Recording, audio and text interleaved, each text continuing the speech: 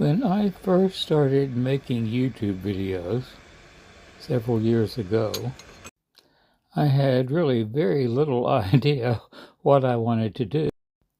Nam June Paik had said that someday we would all have our own TV stations, and I thought, well, I might as well have mine. And at first I was going to do the sort of obvious thing about, well, once upon a time, the technology that we take for granted was not available.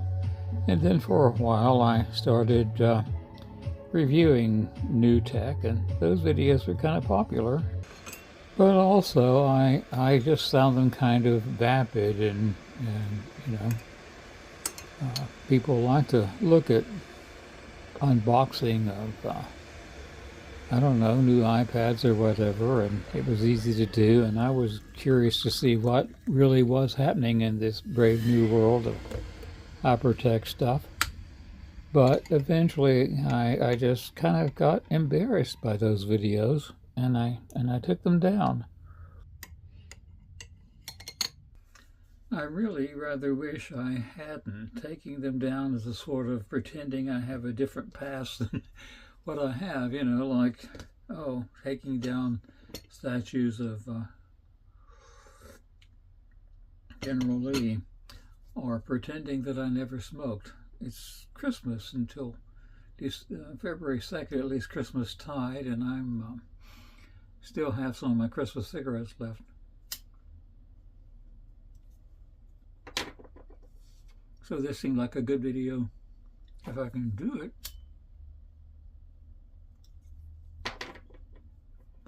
To share that with you. No, it is having a YouTube channel, having your own television station. It's kind of dangerous. I mean, the thing kind of takes on a life of itself, and I'll make a video, and someone will say, "Would you make a video about?" And I'd sometimes do. And then also, of course, one reveals a lot more about oneself than perhaps one had originally wished. And in fact, in my earliest videos, I was kind of embarrassed that I lived in a tin can, even though it's entirely of my own choice and I really enjoy it. But I would try to hide that fact because it's not what a 78-year-old man with degrees and experience and all that kind of stuff is supposed to do. And it has somewhat surprised me that my channel has kind of become a sort of spiritual autobiography, religious vlog. And I started with hymnals, I think, and mentioning my life as revealed by hymnals, and talked about being a Baptist in the mid-nowhere, and now I'm at the edge of nowhere, and somewhat to my surprise, I find myself becoming a Roman Catholic. And as I look back over my journals, I see that this is something I have been, for a long time. I mean, becoming an old Catholic is sort of a halfway covenant, maybe. But for the last 3 years, I've been seriously dancing around the perimeter of St. Peter's. And now it looks like I am actually crossing the Tiber, and talking about it in public, kind of makes it real. But I also have to admit to you guys, and it's something I consider myself, of course, that this is an odd time to become a Roman Catholic. I am posting this video on the Feast of the Confession of St. Peter. Rocky, as it were, the rock on which Jesus says he will build his church. And, the head of the church, the successor of Peter, is called Pope Papa. Well, what father, if his children ask for a fish, will give them a stone? And it does seem like Francis, as often as not, throws stones at his children. It's okay, you know, to be in anything, and all roads lead to heaven, except, of course, people who are devout Roman Catholics who want to worship the same way the Church had worshipped for 1900 years. And as I mentioned, it's sort of historical reasons that I think that Rome is the way to go. I mean, this is the West. I'm a Westerner. This is the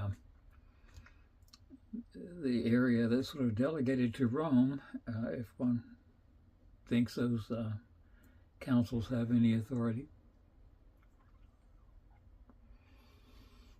But it does seem that Francis is a pretty good example of the Peter principle at work. And if I were, if I look at these things in terms of truth and beauty and goodness, well, the beauty goes with, at least here at the edge of nowhere, the beauty goes with the Orthodox folks down the road. They have really beautiful worship, a really beautiful temple, great music. And I don't think that there are any particularly great truths that separate the Eastern Church and the Western Church. Am I a heretic? Well, I'm not practicing the Latin Mass, so I'm probably safe. But there is more to the church than the local beauty. Now we have, but one of the costs of titling this, I think I'm going to title it the cost of becoming Roman Catholic in the early 21st century.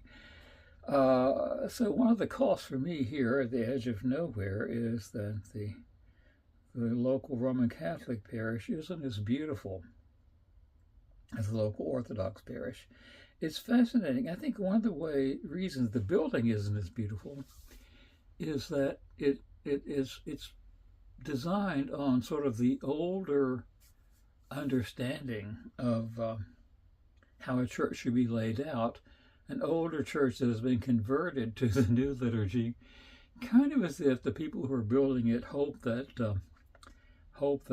this new Mass stuff would go away. I mean, it is interesting that the Vatican has not followed the standards of Vatican II for simplification and getting rid of all those excessive statues and the like. So maybe it will go away. On the other hand, there are folks who worry about the smoke of evil having entered the Vatican. But there is more to it than just the local church. And I must say, in defense and admiration for the local Roman Catholic Church here, Our Lady Star of the Sea, it doesn't matter. And one of the things I really like about this congregation and the Catholic Church in general is that the building is open for prayer most of the day. And almost any time that one goes in, there'll be maybe a group of people over in one corner of the nave praying the rosary, or there'll be someone who's kind of like Percival adoring the Holy Grail.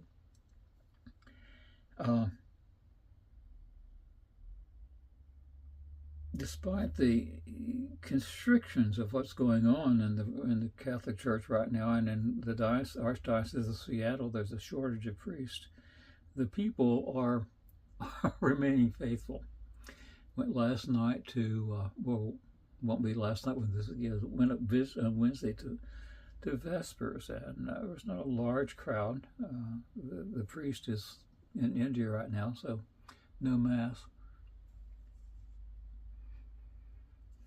But a devout group of folks praying the Liturgy of the Hours, the official liturgy of the Church, and it was really encouraging.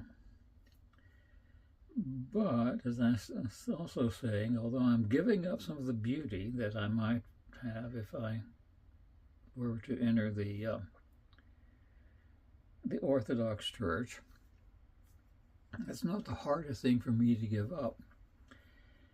You know, I have been sort of dancing around, as I said, the one Holy Catholic and Apostolic Church. I like to think that somehow, you know, if all roads don't lead to Rome, then perhaps the roads that don't lead to Rome also do end up at the kingdom of heaven.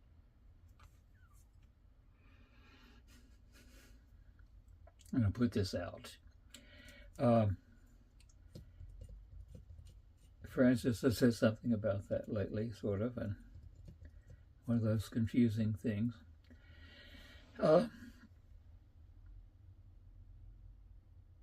And so I've been saying, you know, I believe in one Holy Catholic and Apostolic Church,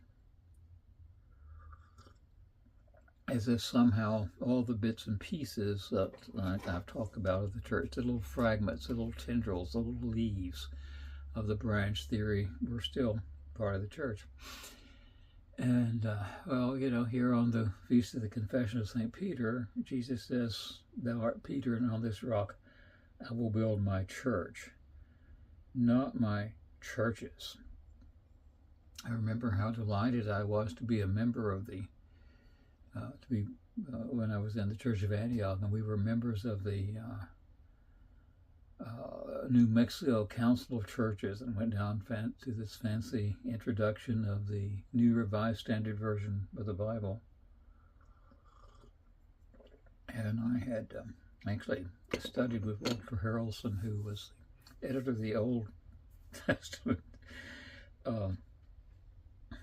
portion, and we got the thing, and it was a disappointment. But, you know, still I thought, well, we're all being ecumenical here for part of the churches.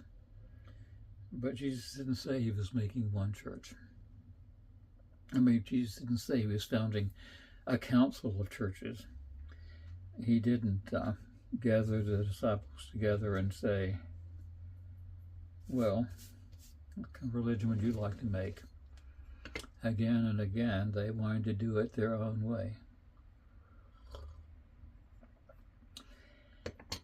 Well, I was watching the other day a video in which Dr. Taylor Marshall was being interviewed, and he had since given up more than I have by becoming a Roman Catholic, because he was in the priest in the Episcopal Church, and they pay a lot better than the non-stipendiary priest of the Church of Antioch. But he says that the more something costs, the more you study and wrestle with yourself on whether you want to purchase it. When you see a high price tag, you really have to spend some time. And, you know, I have spent some time making this decision, making this move. But it is like the pearl of great price.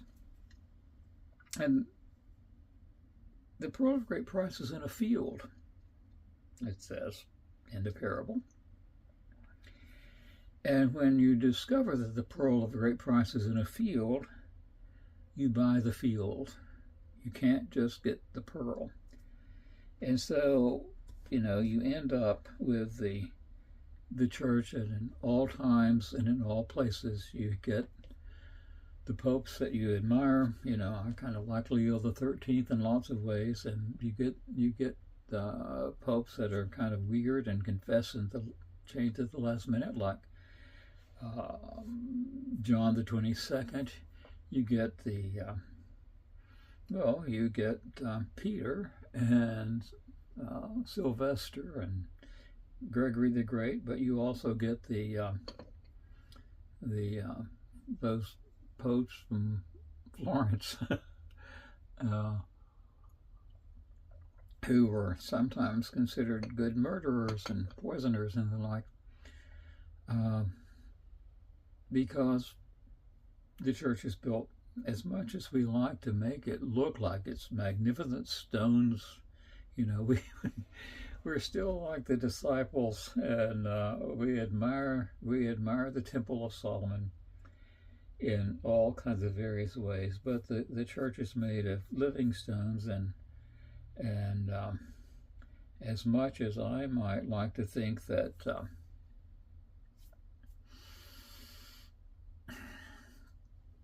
I'm not quite so bad as some of those other people, that's just a delusion.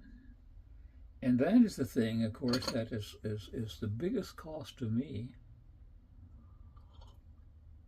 of becoming a real Roman Catholic. I have to give up sort of the advantage of modernity, which tells me, well, what you think is just really very important and just as valid as everything else. And perhaps all the stones have something to add to the building, but there are some parts when you're making a building, you have to, the stonemason knocks some parts off and cuts things to fit, and a lot of the illusions that I have about myself, the pretenses that I have about myself, who am not a good team player in general and not very obedient, those parts need to be kind of knocked down, shaved off. And this would happen in the Orthodox Church too, I suspect. But as I say, I live in the West, so I am, kind of, here I am. It's not quite sure exactly, as I was mentioning, just what they're going to do how they're going to, what parts of me they're going to take and what parts they're going to say, hey, no, we don't need that. But, I need to recognize that that's part of the price to gain the pearl. And the other thing I want to mention is that the church includes people, for instance, like a wonderful woman who has a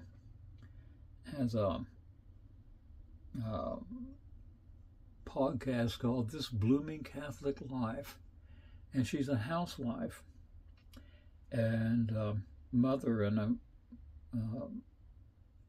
lay Franciscan. It's a big field, and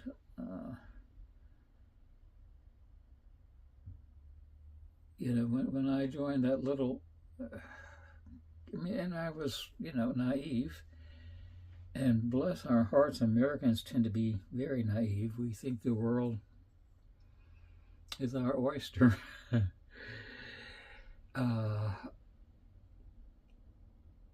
And joined that Baptist church. I was only becoming a member of that church. I mean, I couldn't go to the church 9 blocks away. I think it was 11 blocks to the nearest other Baptist church and be accepted as a member. I was just a guest, Well, I don't want to belabor the point, because I will probably make some more videos complaining and rejoicing about where I've come to in my journey. I, for instance, will miss very much. Am missing very much, although of course it's available thanks to Benedict XVI through the Ordinariate. The beautiful language of the traditional English services, and I'm, the Anglicans are kind of the most confusing part of the church, and in some ways I think they're also very helpful, because sometimes it seems that what is central to Roman Catholicism is the Pope and nothing else but the Pope, you know. So that was what we convinced ourselves. I convinced myself. The independent Catholics have convinced ourselves that we can be Catholic without the Pope. Well, one of the things that the Anglo Catholics, I think, have done is explore really what are the riches of Catholicism beyond what, you know, might be the purvey of an average Midwestern parish. I don't remember the name, but I was watching or reading an article by one Roman Catholic priest who had joined the ordinariate, and he said he felt more Catholic now than he ever did. You know, what is this divine assistance that remains always with us? These little bits of languages are odd. But I'm going to do my best to do my, to explore this field and seek the pearl, because I don't think there's any other ultimate way. Now, if you are a Lutheran or a Presbyterian or even a Southern Baptist, well, I certainly understand where you are, having been there myself.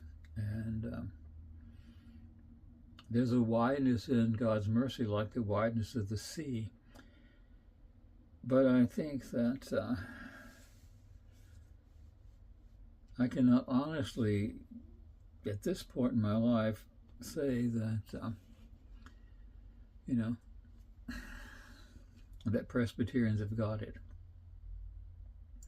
Well, let's find a way to end this video, shall we? I, as always, look forward to your comments, and I always forget to say like and subscribe. And I should also add, I'm not just quite sure what direction this little channel might take in the future. There's a gazillion books out there, but I have enough. But as it has sort of had a life of its own, and I think it will probably continue in that. So let's find a nice prayer or psalm or something to end with.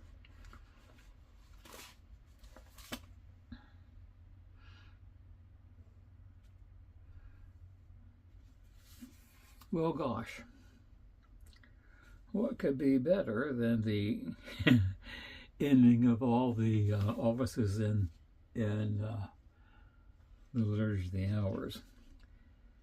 May the Lord bless us, protect us from all evil, and bring us to everlasting life.